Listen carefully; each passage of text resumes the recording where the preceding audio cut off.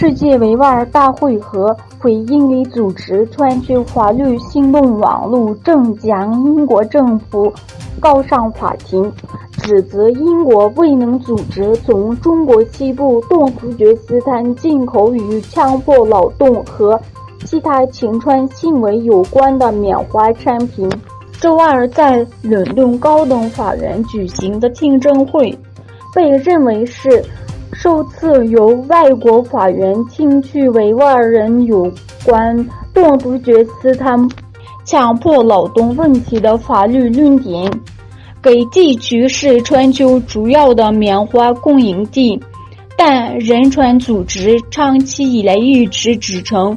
新疆的棉花是由中国维吾尔族和其他突厥裔穆斯林民族人民在普遍存在的国家批准的强迫劳动制度中采摘和加工。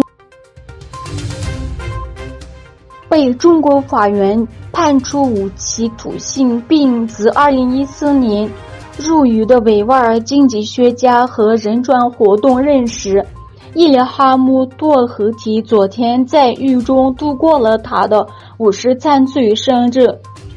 伊利哈木多合提倡议运动在这一天发表特别声明，向世界发出呼吁。该组织在一份声明中称，作为伊利哈木多合提倡议运动，我们怀着深深的悲伤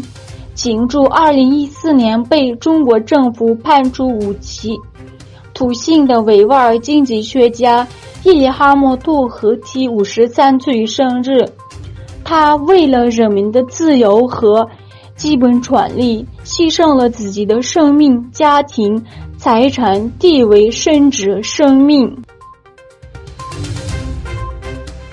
德国总理欧拉夫·舒尔茨计划于10月初访华，被中国官媒解读为中国在与美国的战略竞争中发展与欧洲国家合作的契机。中国共产党后世环球时报的一篇社论称，肖尔兹的访问表明德国愿意与中国建立更密切的外交和经济关系。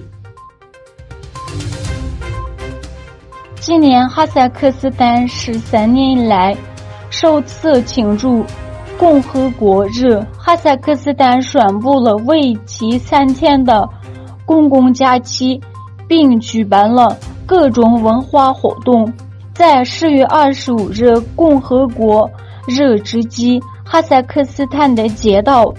房屋、咖啡馆和餐馆都挂上了蓝旗。泽连斯基会见了前往乌克兰首都基辅进行访问的德国总统托钦因梅尔。泽连斯基表示，他们需要将更多的防空系统从德国运送到他们的国家，并要求帮助提供其他防械武器。一家市场研究公司周二表示，由于对中级机型的需求平淡，苹果正在减产 iPhone 14加手机，但也在扩大